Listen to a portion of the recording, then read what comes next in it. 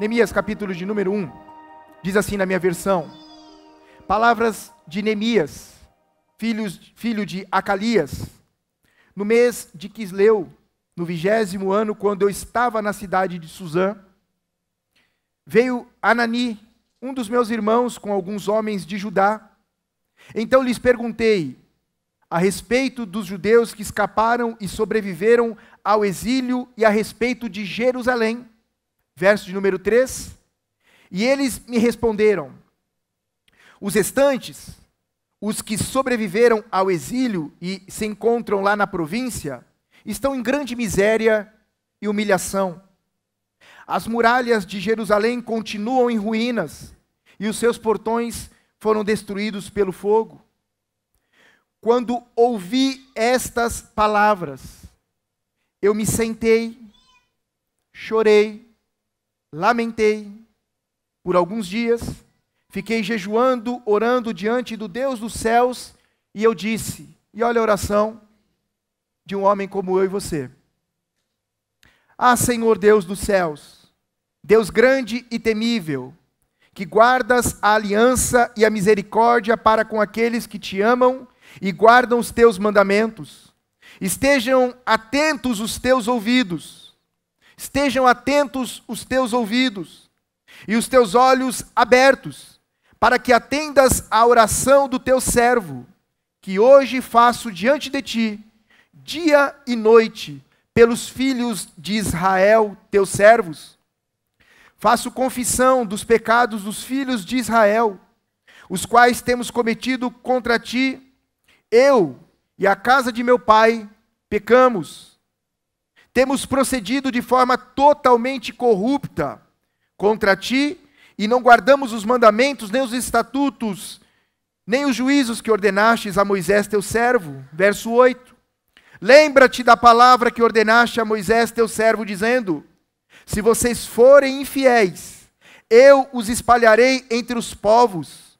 Mas, se vocês se converterem a mim, e guardarem os meus mandamentos, e os cumprirem, então, ainda que os seus desterrados estejam nos lugares mais distantes da terra, de lá os ajuntarei, e os trarei para o lugar que escolhi para fazer habitar o meu nome. Estes ainda são teus servos, e o teu povo que resgataste com teu grande poder e com a tua mão poderosa. Ah, Senhor, estejam atentos os teus ouvidos à oração do teu servo e à oração dos teus servos que agradam em temer o teu nome.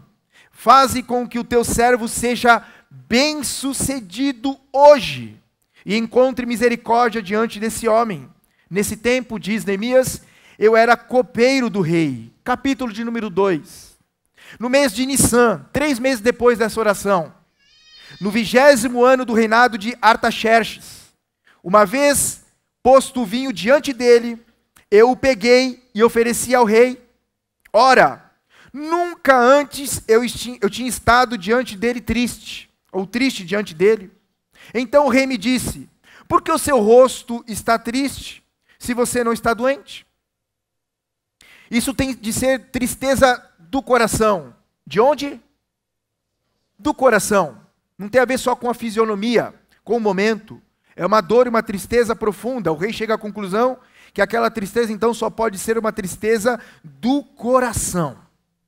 Estou reforçando porque isso é importante para a nossa compreensão do que está acontecendo e do que Deus vai fazer entre nós nessa noite. Próximo verso. Verso de número... Aliás, continuação do verso 2. Então fiquei com muito medo. Entendamos. Por que é que Neemias está com medo aqui? Neemias está com medo porque ele era copeiro do rei. Ele tinha uma alta posição importante e estratégica no reinado. Ele era quem servia a mesa do rei. Ele tomava cuidado de que tudo que fosse servido ao rei não tivesse envenenado. Era muito comum naquela época uma vingança ser praticada por meio de contaminação de alimentos e bebidas. Então Neemias está triste, e a tristeza dele podia provocar no coração do rei uma indignação, ou uma possibilidade de que alguma coisa estava acontecendo com a sua comida, e então ele temeu, porque ele tinha que provar a comida antes do rei. e uma tristeza do rosto podia indicar para o rei que alguma coisa aconteceu e a vida dele podia estar em perigo. É por isso que ele está dizendo, então temi. Mas graças a Deus que o rei teve uma interpretação clara da situação, de que a tristeza daquele homem não tinha a ver com o seu ofício, mas era uma tristeza do coração. Imagina quanto ele era querido daquele rei, daquele imperador chamado Artaxerxes. Verso número 3. E lhe respondi que o rei viva para sempre, era uma saudação comum, que o rei viva para sempre. Como não estaria triste o meu rosto, se a cidade onde estão sepultados meus pais está em ruínas, e os seus portões queimados? O rei me disse, o que você me pede agora? Pergunta importante para a gente compreender nessa noite. Sabe por quê? Porque certa vez as escrituras registram um episódio em que Jesus aproximou-se de um homem cego e fez uma pergunta para um homem cego que parece fora de contexto, ou talvez irônica da parte de Jesus, quando ele perguntou a alguém cego assim, o que queres que eu te faça? Aquele cego então responde, quero ver. Porque perguntas na Bíblia, elas trazem a gente para a lucidez e para grandes oportunidades do que Deus quer e vai realizar na nossa vida. Então, se você ficar bem atento na leitura do texto, o Espírito Santo pode tornar uma expressão ou uma pergunta como essa decisiva, de definição para a tua vida. Olha que um homem investido de autoridade sobre um menino exilado, na condição de um copeiro, depois de uma conversa como essa que poderia ter custado a vida de Neemias, a pergunta que ele faz talvez pega Neemias de muita surpresa e nós vamos perceber no texto o porquê chegou a essa conclusão. Ele pergunta a Neemias, Neemias, o que você me pede agora? Vá para a continuidade do texto aí do verso 4. Então, orei ao Deus dos céus. Vamos dizer juntos? Então, orei ao Deus dos céus. Qual foi a pergunta do rei para Neemias? Neemias, o que você me pede agora? Faz uma pausa para a gente compreender o que está acontecendo aqui. E depois da leitura nós vamos aplicar de forma muito prática, aprendendo com Neemias, processos no caminho dos nossos sonhos. Sejam eles de criar, sejam eles de construir, ou de restaurar alguma coisa na nossa vida, de reconstruir. Neemias agora está no momento definitivo. Ele passou 3 meses orando e jejuando. 90 dias ininterruptamente orando e jejuando. Aguardando uma oportunidade para pôr em prática, talvez um plano que tinha no coração de falar com uma autoridade. E aqui ele está diante de uma grande oportunidade. O rei percebe a tristeza do coração, compreende que aquela tristeza tem a ver com alguma coisa do coração daquele menino, se inclina na direção dele e dá uma atenção que talvez nunca tinha dado antes. Ele começa talvez a compreender que há sinais de que Deus está agindo naquele lugar, agindo naquela hora. E talvez você esteja agora também compreendendo que Deus está agindo nesse lugar, que Deus está agindo nessa hora, e aquele que tem ouvidos, abra bem os seus ouvidos, porque Deus vai falar comigo e com você nessa noite. E talvez grandes oportunidades vão ser criadas hoje no mundo espiritual e vão abençoar demais a sua e a minha vida. Você crê assim? Diga amém. Mas olha o cenário. A pergunta é no verso 4 do capítulo 2. Neemias, qual é o pedido que você tem para me fazer? Não parece que tem um cenário pronto para uma pergunta como essa.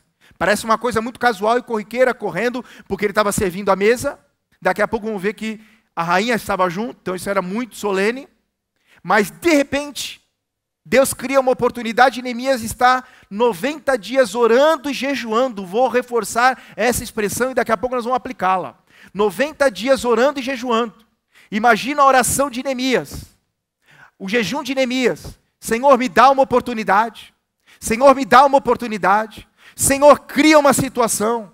Senhor, faz alguma coisa extraordinária para que isso que está no meu coração me entristecendo se torne um caminho bem pavimentado para eu ser bem sucedido, para eu voltar para a minha terra natal, terra que ele nunca habitou, ele nasceu no exílio.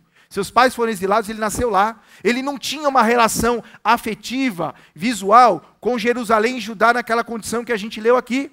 Mas esse menino se aplicou 90 dias a orar e a jejuar, e agora ele está diante de uma oportunidade. Alguém investido de autoridade tinha condições de viabilizar os sonhos que Deus tinha posto no coração daquele menino. E a pergunta é: Neemias, o que você me pede agora? Mas me chama muita atenção que depois de 90 dias de jejum e oração, e diante dessa pergunta, ele para orar ao Deus dos céus. Sabe aquelas orações que a gente faz, que não se ouve com a boca, mas que Deus ouve do coração, aquelas orações silenciosas, rápidas que a gente faz no momento decisivo, definitivo da vida, que a gente não tem muito tempo a pensar ou para sair para um lugar, para retirar-se, para procurar um líder, para ir à igreja, para ir ao banheiro, para ir a um lugar secreto para orar, a gente não tem tempo. São frações de segundos que o nosso coração, quando está sensível, a gente percebe que Deus está se movendo ali e a gente faz aquela oração dizendo assim: Senhor, me ajuda a responder assertivamente a essa resposta. A Bíblia diz que Neemias orou. Neemias orou. Diante de uma oportunidade, ele não correu apressadamente a contar uma historinha triste para o rei. Ele não correu contar situação nenhuma ao rei. Diz o texto sagrado que ele orou. E eu imagino a oração dele muito igual a nossa. Senhor, me capacita agora a aproveitar essa grande oportunidade que o Senhor está criando. Volta para o texto. Verso, então, de número 4, final. Então, orei ao Deus dos céus e disse ao rei. Depois de orar, ele responde à pergunta, à oportunidade. Se for do agrado do rei, e se este teu servo encontrou favor em tua presença, peço que o rei me envie a Judá, à cidade onde estão os túmulos dos meus pais, para que eu a reconstrua. Então o rei, que tinha a rainha sentada ao seu lado, me perguntou: quanto vai durar a sua ausência? Quando você vai voltar? E ele continuou dizendo: marquei um certo prazo, não diz quanto. O que indica para nós que ele tinha a propósito de não voltar nunca mais. Aliás, ele não voltou. Se você conhece a história completa, se não conhece, é uma história linda para você ler o livro inteiro de Neemias. É um livro maravilhoso. O rei queria esse menino de volta, mas ele dá uma resposta indicando que ele tinha outros planos no coração, de fazer residência em Jerusalém e lá morar. Ele deu a resposta sábia. Marquei certo prazo, e o rei se deu por satisfeito e me deixou ir. Verso 7. Eu ainda disse mais ao rei. Olha que ousadia.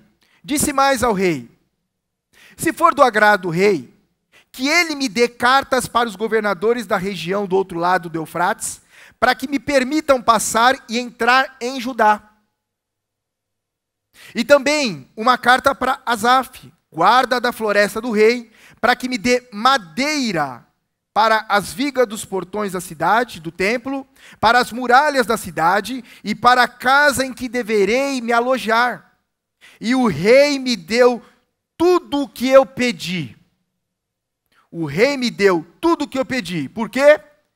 Porque a bondosa mão do meu Deus estava sobre mim.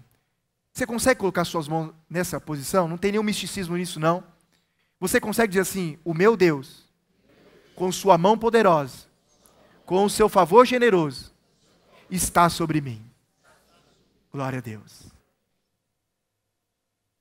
Ele conclui: o rei me deu tudo o que eu pedi, porque a bondosa mão do meu Deus estava sobre mim. Então fui aos governadores da região do outro lado do Eufrates e lhes entreguei as cartas do rei. Ora, o rei tinha enviado comigo oficiais do exército e cavaleiros, mas, verso 10, Sambalate, o Horonita, e Tobias, o servo amonita, ficaram sabendo disto e não lhes agradou nem um pouco que alguém estivesse interessado no bem dos filhos de Israel. Dá um salto no tempo, vai lá para o capítulo de número 6, nós vamos ler mais 2 versículos aqui, que vai depois ser base da nossa oração no final do encontro. Capítulo de número 6, versos 15 e 16, do mesmo livro de Neemias. Neemias 6, versos 15 e 16.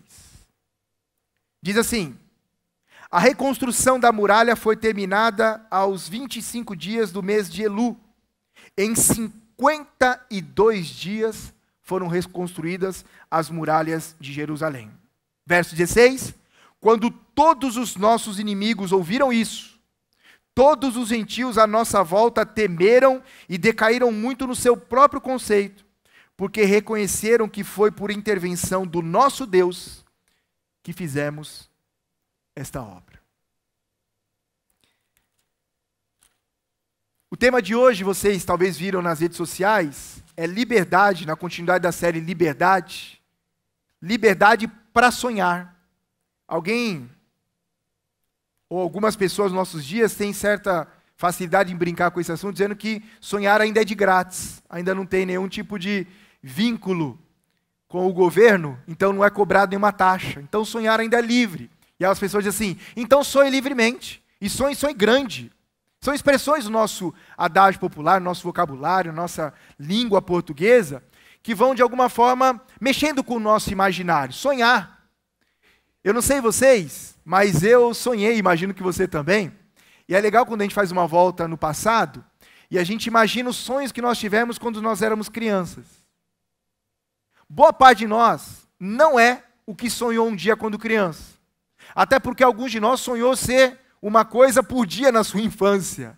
Até os 12, 13 anos que os psicopedagogos dizem que ainda o imaginário está muito aflorado, a gente sonha ser e ter muitas coisas na vida. Eu tenho uma menina de 10 anos, daqui a pouco está chegando, vai sentar ali, e toda semana ela sonha em ser alguma coisa diferente. E eu estou sempre investindo ânimo no coraçãozinho dela, crendo que Deus tem planos muito maiores e melhores para ela. Mas é bom fazer sonhos, é bom ter planos, é bom sonhar com dias melhores, é bom sonhar com construção de alguma coisa, é bom sonhar com reconstruções de alguma coisa que ficaram em ruínas na nossa vida. Sonhar é bom. Aliás, vou dizer isso depois, mais tarde, mas sonhar é uma expressão da fé. Sonhar e ter fé se fundem em algum momento. A fé nos projeta para sonhos. O nosso Deus é um Deus sonhador. O nosso Deus é um Deus que nos envolve por meio de sonhos. E eu não estou falando de sonhos naquele estado inconsciente nosso de dormir. Não é desse sonho que estou falando, não. Estou falando de sonhos realistas. Sonhos para a vida. Sonhos que a gente pode, de alguma forma, vê-los concretizados. Trabalhar, empreender esforço, confiar em Deus e ver esses sonhos realizados. Sonhos de construção, como disse, sonhos de reconstrução, como é o caso de Neemias, sonhos. E eles cumprem um papel fundamental na nossa vida. Os sonhos nos mantêm vivos, os sonhos nos mantêm animados, os sonhos dão colorido para a nossa vida, trazem brilho. Deus usou desse recurso, dessa pedagogia, muitas vezes na Bíblia. Pega, por exemplo, o patriarca Abraão, que aos 75 anos de idade é chamado por Deus, já em estado avançado de idade, ele e sua esposa, talvez já conformados com não terem filhos, numa época em que não ter filho era sinal de maldição, talvez estivessem conformados com aquela situação, e Deus os chama, Abraão e Sara, Abrão e Sarai à época, e diz para eles saírem para um lugar distante, que Deus haveria de dar a ele uma grande nação, dar a ele filhos, e fazer dele um povo numeroso. Claro que aquilo não cabia dentro da lógica humana, mas a gente conhece a história. Abraão foi envolvido pelo sonho de Deus, saiu e foi. E o cumprimento, o salto de tempo entre a promessa de Deus a Abraão, de um filho, e o seu cumprimento durou 25 anos na vida de alguém que já tinha 75. E quando ele já estava meio sem vigor, meio sem esperança, vacilando na sua fé, perdeu de vista o brilho do sonho que Deus havia posto no coração dele por meio de uma promessa, Deus o chama para fazer um exercício visual. Abraão, sai da tua tenda. Abraão, sai da tenda. E Deus diz a ele assim, Abraão, olha as estrelas dos céus. Você pode contá-las, Abraão?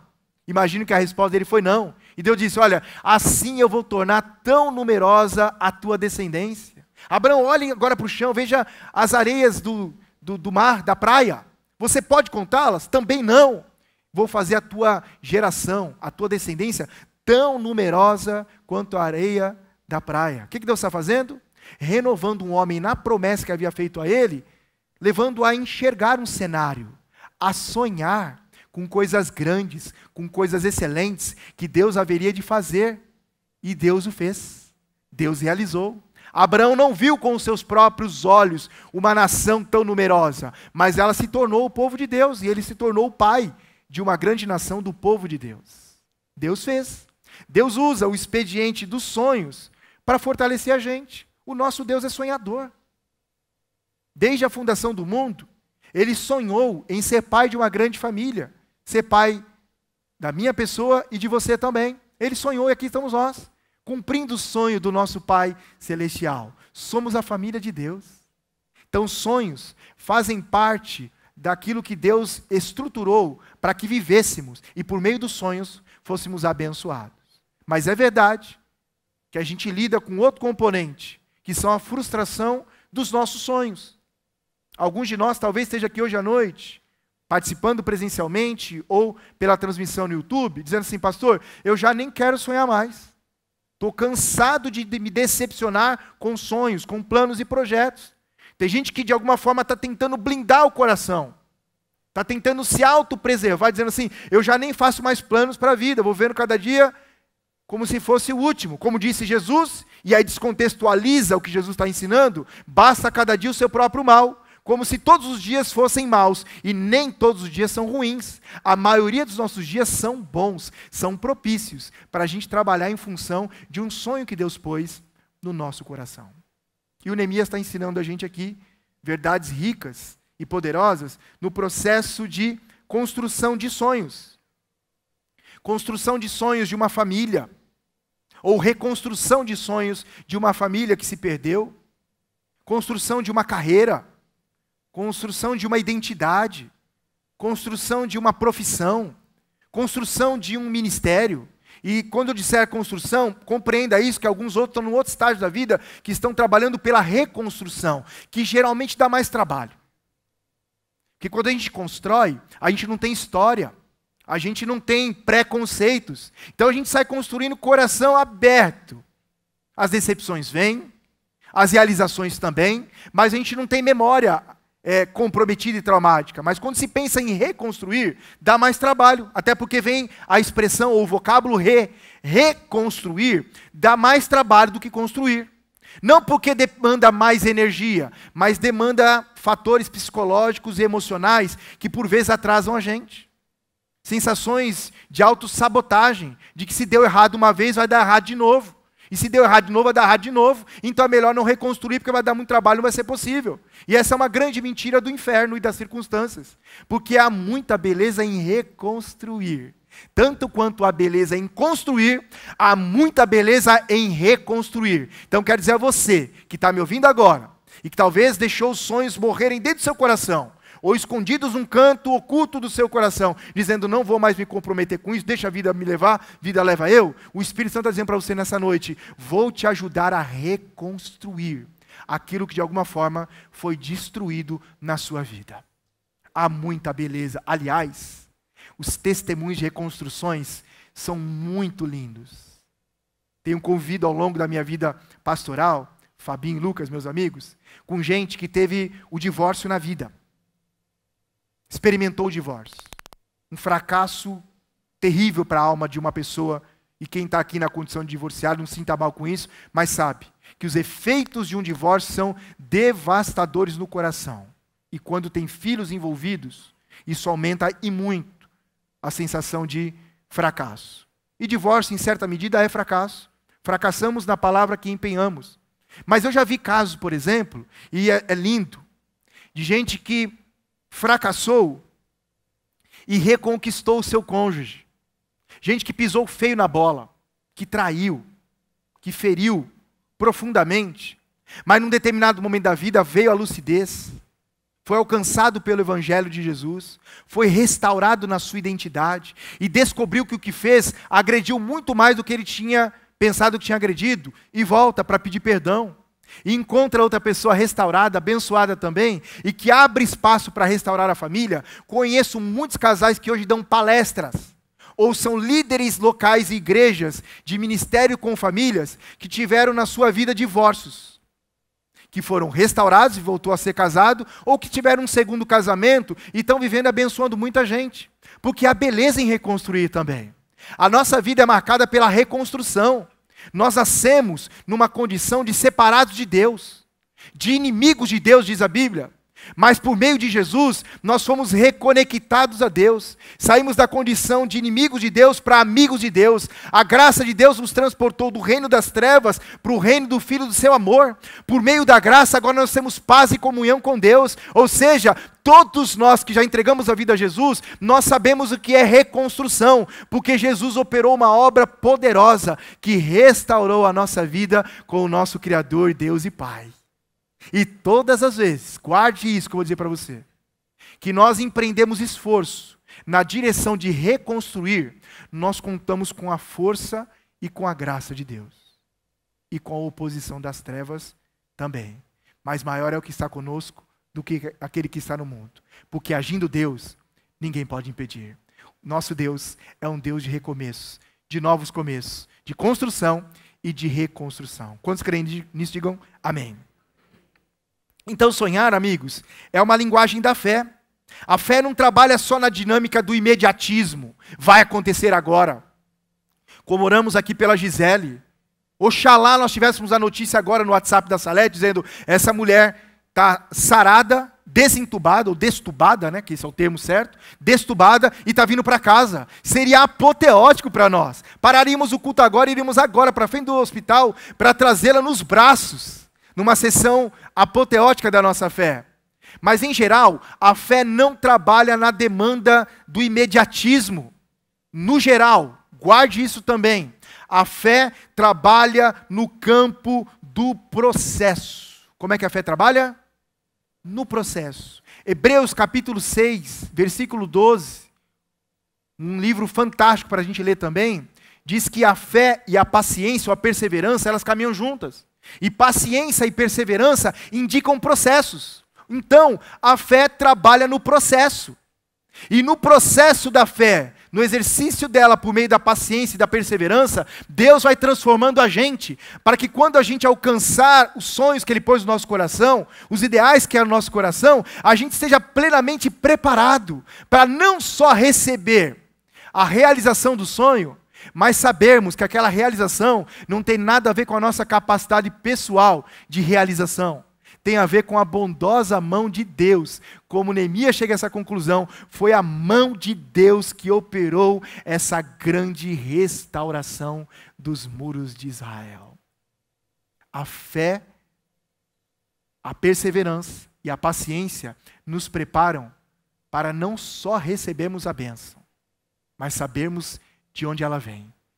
Ela vem do Senhor, do Pai das luzes, em quem não há sombra nem variação de mudança. Ele é o Deus perfeito, que nos dá toda a dádiva vinda dos céus. Esse é o nosso Pai. A fé não trabalha no imediatismo, a fé trabalha no campo do processo. Fé, paciência e perseverança, Hebreus capítulo 6, verso 12. Agora eu queria pensar com vocês de forma muito objetiva, de verdade, sobre 4 coisas que nós precisamos aprender com Neemias no processo da construção dos sonhos. Seja na construção, seja na restauração. E isso serve para qualquer coisa que você esteja construindo ou reconstruindo. Isso serve para qualquer momento que você esteja vivendo na sua vida, para qualquer idade que você tenha, para qualquer realidade intelectual, social, socioeconômica que você tenha. Esses princípios podem ser aplicados por qualquer um de nós, aqui, agora, hoje e para sempre. Então, queria compartilhar com vocês o primeiro. Primeiro é o seguinte: os sonhos exigem tudo de nós. Vamos dizer juntos? Os sonhos exigem tudo de nós. Veja que no versículo de número 4 do capítulo 1, o texto sagrado diz, e é o relato do próprio Neemias, quando ouvi essas palavras, ou seja, o relato que ele recebeu de seu irmão Anani, sobre a condição que estava o seu povo, seus conterrâneos, os compatriotas, a primeira providência que ele tomou no verso 4 foi: sentou-se, lamentou, chorou, orou e jejuou. Sabe o que aconteceu com Neemias quando ele recebe uma notícia trágica? Surge uma semente de um sonho no coração dele. Qual é o sonho? Restaurar os muros de Israel. Historiadores dizem que outros vieram antes de Neemias e não conseguiram. E muito provavelmente Neemias ouviu muitas histórias de planos que foram empreendidos para reconstruir os muros de Israel e de Judá e que fracassaram. de gente mais capacitada do que ele, gente com mais recursos do que ele, gente com mais condições do que ele, tentaram e não conseguiram, mas surge naquela informação, o que poderia ser para aquele menino só uma informação corriqueira, mais uma do que ele sempre ouvia, surgiu ali uma semente de esperança, de reconstrução. E eu imagino que talvez o Espírito Santo pôs no coração dele aquela voz que põe no nosso coração também. Vou usar você. Vou usar você.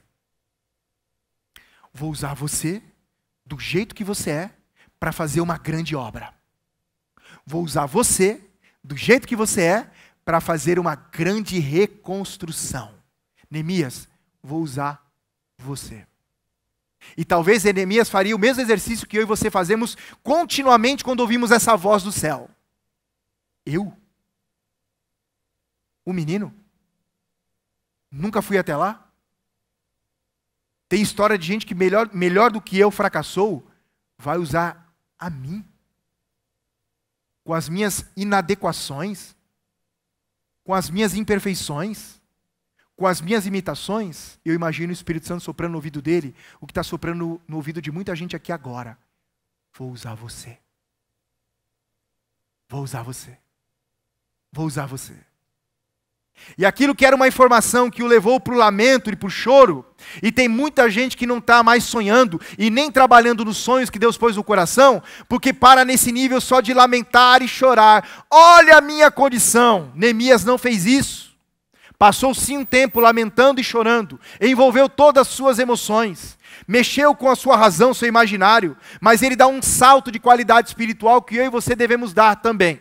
Se você está querendo construir algo grande, consistente, abençoado e abençoador, ou reconstruir com essas mesmas classificações que dei agora, saiba do seguinte: Deus está envolvido nisso, e Deus pode e quer usar você, mas você precisa dar um salto de qualidade. Para de ficar só lamentando e chorando, contando historinha triste do que deu errado na sua vida para todo mundo, para ver se alguém vai se sensibilizar com a tua história e talvez vai investir nos seus sonhos. Não vão. Invista você e comece investindo espiritualmente. O texto diz que ele passou 90 dias orando e jejuando. Sabe como isso é chamado no meio cristão? Ele consagrou aquela voz que ele ouviu. Ele consagrou aquela semente de esperança que havia brotado no coração. Ele consagrou a Deus o sonho de fazer uma obra que ninguém fez antes dele, mesmo sendo quem ele era. Quais são os sonhos que você está envolvido? Quais são os sonhos que você já abandonou na sua vida? Use você a desculpa que quiser usar, mas quais são os sonhos que você abandonou na jornada da tua vida? Que aquela segurança que você tinha nos primeiros dias daquele sonho, de que Deus havia dado aquele sonho a você, quais são esses sonhos que você perdeu a motivação e a paixão? Perdeu de vista, perdeu o brilho deles, os abandonou, os enterrou, os matou. Deus quer ressuscitar esse sonho no seu coração hoje. Deus quer soprar um hálito fresco de esperança no seu coração hoje, dizendo que embora você e eu possamos abandonar sonhos, enterrar sonhos, Ele jamais abandona e enterra. Na memória de Deus, tudo aquilo que nós consagramos a Ele, em oração, em jejum, Deus leva a sério. Deus faz um registro, um memorial na eternidade. E Deus nessa noite está dizendo para mim e para você aqui: eu posso soprar um hálito fresco e novo no seu coração. Levar você a sonhar com construção ou com reconstrução, considerando que eu posso fazer infinitamente mais, além do que você é capaz de pedir ou pensar, segundo o meu poder que em você opera. Quais são os sonhos? Essa pergunta não é para chatear você não é para mexer de forma ruim com o seu coração. Isso não é uma espada para ferir você. Isso é uma palavra de esperança. Permita-se nessa noite, se você enterrou os sonhos, se você os abandonou, permita nessa noite o Espírito Santo fortalecer você, dar para você um vigor e uma força nova, tomar você pela sua mão direita e dizer: eu estou com você na jornada da construção ou reconstrução desses sonhos. O Deus dos céus está conosco. O Deus que esteve com Neemias está conosco aqui nessa noite, agora. Ele não só sentou, ele não só lamentou, ele não só chorou. Ele deu um salto de qualidade, ele levou isso para o universo espiritual. Buscou em Deus forças por meio da oração e por meio do jejum. E nós conhecemos a história. Deus fez algo novo e grande. Porque o menino não parou só no nível das emoções e do intelecto. Ele foi para o nível espiritual. Sonhos exigem de cada um de nós envolvimento integral. Corpo, alma e espírito. Quantos querem ver sonhos de Deus se realizando na tua vida? Envolva-se completamente com esses sonhos. Porque Deus tem prazer em usar gente que é integral naquilo que faz. Essa é o primeiro ensino que Neemias nos dá. O segundo, e é tão importante quanto esse, é que sonhos exigem coragem e ousadia. O que os sonhos exigem de nós? Coragem e ousadia. Você sabe que tem muita gente que perde a oportunidade pela timidez? Timidez de falar, timidez de se impor, timidez de se propor. Tem gente que não é melhor remunerado na sua empresa porque é tímido e não fala nada. Faz um trabalho incrível. Eu fui gestor de uma grande empresa em Mogi das Cruzes. As pessoas que eu liderava, uma equipe de 25, a maioria delas eram medianas. Medianas. Fazia o mínimo. Vou dar aqui um número, talvez não seja esse, claro, exato, mas dos 25, 20 faziam na média. Batiam o cartão às 8, 10 para 5 já estavam na fila para bater o cartão e ir embora. Outros 5 eram mais dedicados. Chegavam um pouquinho mais cedo. Não esperavam exatamente dar 10 para 5 para ir para a fila. Estavam atentos ao que estava acontecendo. Sabiam muito do que estavam fazendo, só não faziam barulho. E tem gente que às vezes não tem muitas condições, mas faz um marketing absurdo, e porque faz marketing ocupa espaço de gente que é tímida. E gente que é tímida, quietinha, não fala nada, não se põe, não se propõe, não se impõe nada, essas pessoas perdem a oportunidade. Você talvez tenha perdido ou esteja perdendo, mas há tempo de recuperar, se você largar de mão essa timidez. Mas eu sou assim, a minha personalidade. Para com isso. Nossa personalidade, nosso temperamento pode ser transformado também. Você pode ser alguém que Deus vai destacar na tua empresa, mas se você não abrir a sua boca, talvez, é muito provável que você nunca vá ser reconhecido. Deus deu graça para você falar, para você vender o seu peixe. Ouvimos algumas semanas atrás o testemunho do Eliel, que por conta de um desemprego que ele não estava aguardando, ele mergulhou num universo novo que Deus o projetou. Ele está lá, ensinando sobre comunicação. É excelentíssimo na comunicação, um homem de Deus, Deus deu graça a ele. E ele está agora, ele está me dizendo aqui, que em poucos dias, ou menos de um mês, ou quase 2, não sei exatamente, Eliel, ele já ganha mais, hoje, no que está fazendo, que é a paixão do coração dele, do que o que ele fazia lá na empresa dele. Mas sabe o que ele fez? Ele começou publicando no Instagram dele. Ó, tenho 20 vagas aqui, eu vi. 20 vagas. Estou disponível, estou com tempo agora, enquanto Deus me dá outra ocupação, e eu quero ensinar a comunicação para algumas pessoas. Põe no Instagram. Era uma semente que Deus estava dando para ele, de uma empresa que nasceu e agora está consolidada. Ele não dá só de grátis. Agora ele cobra um valor justo e está ganhando o dinheirinho dele, está crescendo, prosperando, sendo abençoado. Por quê? Porque ele se propôs a falar. Vocês leram comigo, nós demoramos. Quando o rei pergunta, Artaxerxes pergunta para Neemias, o que o rei pode fazer por você? O que você me pede? Ele orou, lembra? Ele orou. Talvez aquela oração, Senhor, me dá discernimento. Preciso ser assertivo aqui, tem uma oportunidade. A primeira coisa que ele fez foi o seguinte, corajosamente, porque sonhos envolvem coragem, ele falou, rei, como eu posso estar feliz se o meu povo originário, está em profunda desgraça e humilhação? Eu estou triste, rei, porque o meu povo está mal. O senhor não podia me deixar ir para lá para reconstruir? Olha o que ele pediu. Pela posição dele, não se pede aquilo. E eu não vou demorar nisso aqui não, você pode ver depois na sua casa, que a Pérsia havia provocado aquilo em Jerusalém. Ou seja, os persas provocaram tudo aquilo que estava acontecendo em Jerusalém, e que ele estava desejoso de voltar para reconstruir como um sonho. Os persas exilaram e tomaram aquele povo e deixou só quem não tinha muita condição social, física até. Como que um rei persa vai dar para um menino o direito de reconstruir uma nação inimiga? Não fazia sentido nenhum. O Neemias pediu isso para o rei. Ele colocou a cabeça dele a prêmio. Ele se arriscou muito. Mas ele estava debaixo de oração. e debaixo de jejum. E ele estava discernindo que aquilo era uma oportunidade e ele foi corajoso. Eu quero voltar para minha casa. Quero voltar para minha terra. E preciso que o Senhor me libere. Aí ele deu um outro salto. Não só coragem, mas ousadia. Já que o rei está à minha mercê, já que o rei está favorável, eu não quero só voltar, rei. Eu quero que o Senhor seja o maior patrocinador do meu sonho. Eu quero que o Senhor me dê cartas de liberação, porque eu vou passar por aqui. Ninguém vai acreditar se eu disser que o Senhor me liberou. Vai achar que eu fugi do palácio, que agora eu sou um espião, que eu sou um inimigo da nação. Então o Senhor precisa me dar cartas para eu ter trânsito, para eu apresentar a tua carta lá, porque ninguém vai acreditar nisso. E eu preciso de investimento financeiro, ou seja, o Senhor precisa me dar uma carta de crédito aí, que eu preciso de madeira lá para reconstruir a cidade e os muros. Ousadia e coragem. Quantos aqui reconhecem que está faltando mais ousadia e coragem na sua vida para construir reconstruções? Pode levantar bem a tua mão, porque eu estou juntinho com você. Que o Espírito Santo nos dê um espírito de coragem, de ousadia e de poder no Espírito Santo, para quando as oportunidades vierem, nós estejamos preparados para responder a essa oportunidade com coragem e com ousadia.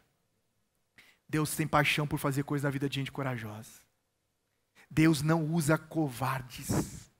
Deus usa gente corajosa e ousada. A história foi mudada porque Jesus reuniu 12 homens corajosos e ousados que sacudiu esse planeta para sempre. Deus tem prazer em usar gente corajosa e ousada. Me ajuda a ministrar enquanto eu bebo uma água? Diz para a pessoa pertinho de você, olha, que o Espírito Santo te encha de coragem e de ousadia.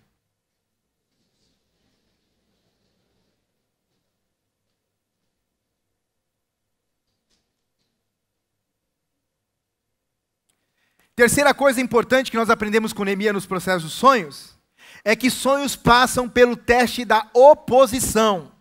Os sonhos, eles passam pelo teste da oposição.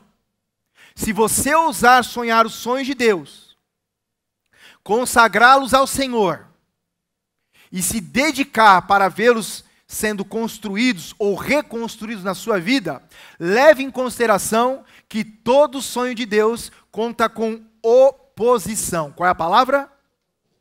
Você sabe que tem gente, e às vezes a gente conversa com pessoas, eu tenho o privilégio de falar semanalmente, dioturnamente com pessoas, e tem gente que quando quer definir como Deus age, Nájila, alguns são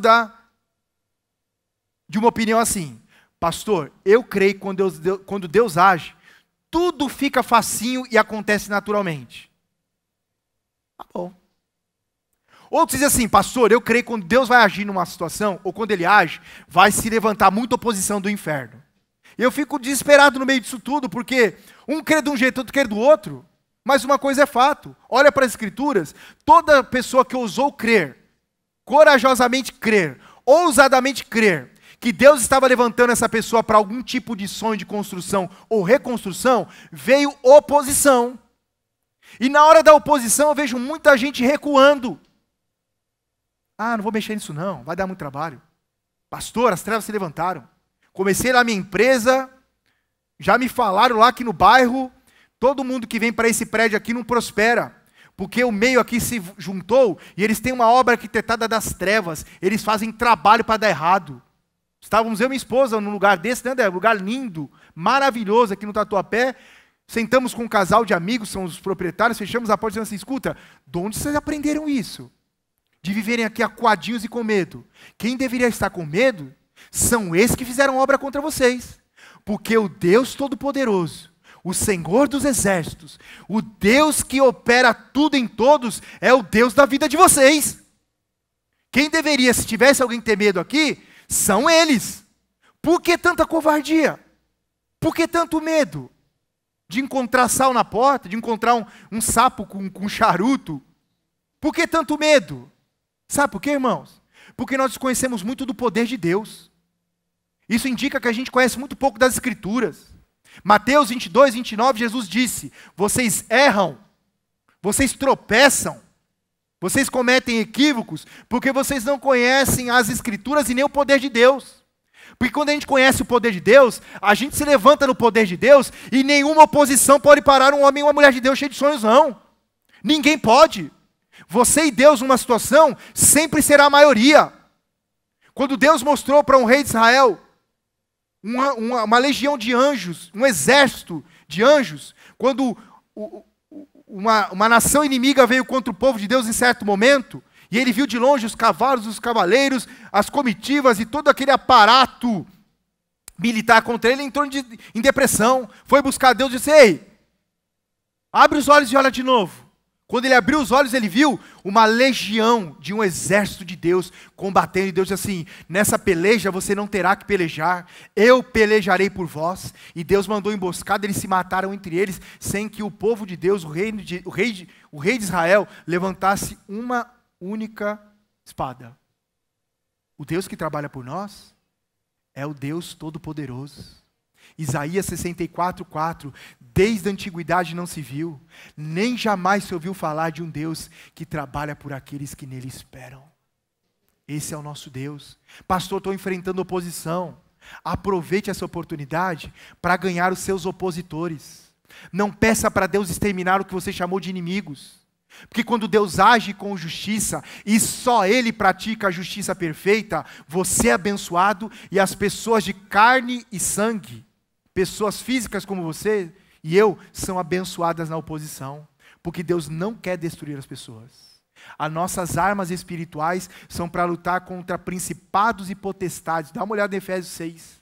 Para militar contra ministros do império das trevas das regiões celestiais. As pessoas não são nossos inimigos. Elas podem estar sendo usadas pelas trevas para se transformar numa oposição.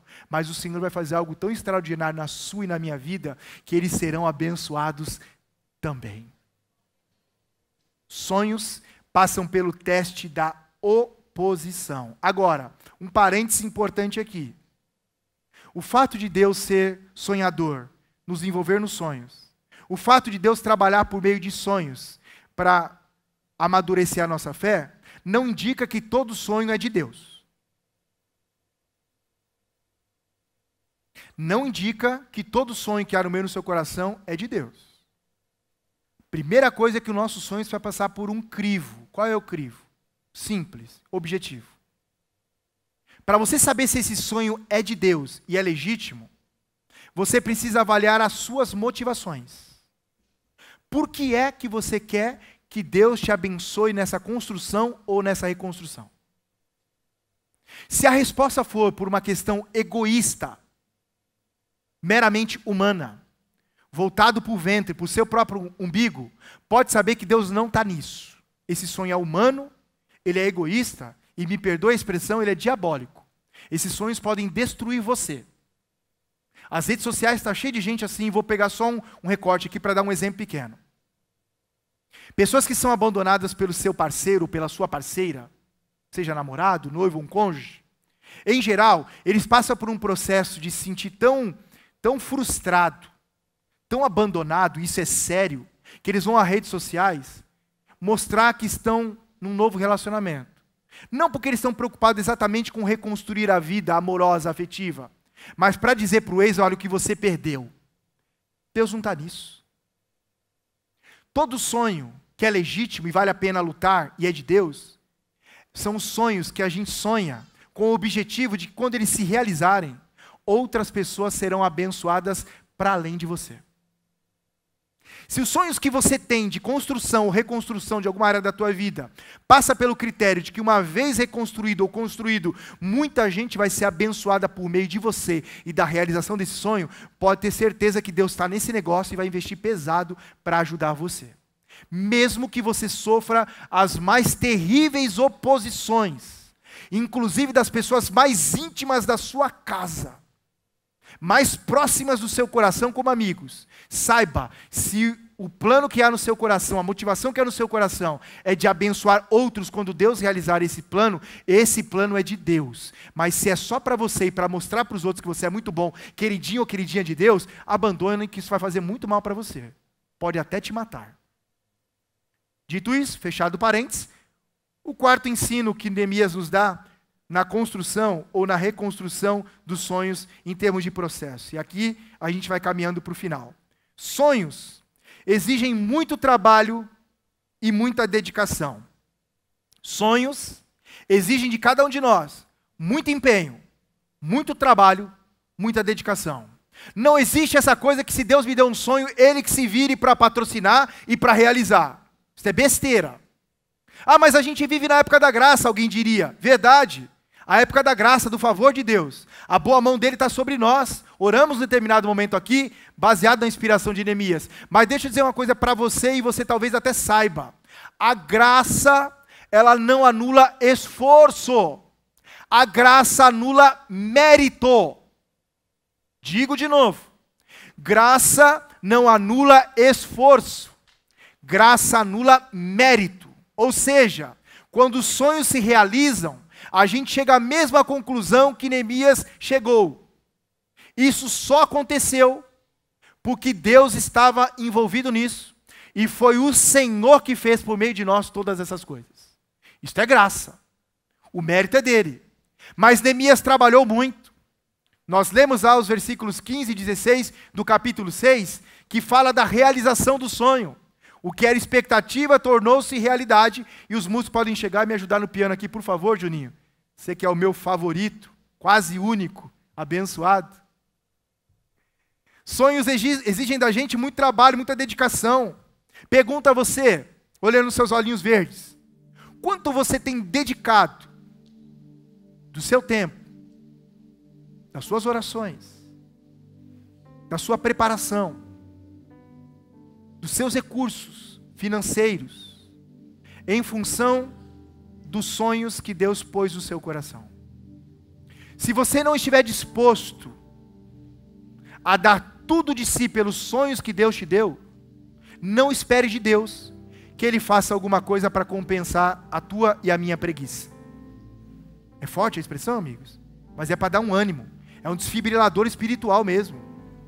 O nosso Deus é Deus de tudo ou de nada. Para Deus ou é tudo ou é nada. Deus não recebe percentuais nossos. Deus recebe tudo que a gente tem. Conheço amigos da minha adolescência que mesmo vivendo numa região periférica de Itaquera, extremo da Zona Leste, vivemos as mesmas condições, muito parecidos em condições mesmo, familiar, financeira, intelectual. Conheço amigos meus que estão muito realizados aos 43, 44 anos de idade. Estão vivendo um momento da vida assim que estão gozando dos benefícios de esforço e sacrifício que fez lá atrás. E tem outros, Luquinhas, que ou não estão vivos, outros estão presos, ou quando vejo, parece que 20 anos se passaram, 25 anos se passaram, e nada mudou na vida deles, vivendo a mesma vidinha, do mesmo jeito, da mesma forma. E a gente faz uma análise, por que alguns estão super bem agora, e outros na mesmice, ou nem aí estão mais? Sabe o que é um senso comum entre eles? Aqueles que estão bem-sucedidos hoje, se dedicaram muito, quando alguns estavam só festejando. Fazíamos assim, e aí, vamos para um negócio aqui, para uma balada, um negócio, vamos curtir a vida, porque nós estamos todos jovens, 17, 18 anos. Alguns diziam assim, alguns poucos, não posso, eu vou estudar, eu vou à biblioteca, eu vou passar esse final de semana lendo um livro aqui. Hoje são cientistas, médicos, advogados, empresários, que hoje estão colhendo fruto do esforço que fizeram lá atrás. Enquanto alguns pegavam um dinheirinho e compravam uma caranga, punham os pneus e som para fazer um abalo sísmico lá em Itaquera, outros guardavam cada moedinha para fazer curso. Acordava para assistir, eu fiz isso, telecurso, primeiro e segundo grau, passava 4h30 da manhã, 5h30, o que eu assisti de telecurso, primeiro e segundo grau, e que me foi uma bênção e me ajudou muito. Os que estavam dormindo embriagados, dormindo sob efeito de drogas, não investiram nada e não estão colhendo nada. Os que investiram, se sacrificaram, um momento da vida, estão hoje podendo dizer assim, estou realizado. Sonhos exigem muita dedicação. Se você se aplicar e se dedicar nos sonhos que Deus pôs no teu coração, você não precisa nem da minha oração. Certamente você será muito bem sucedido e abençoado em tudo que você fizer. Fique em pé.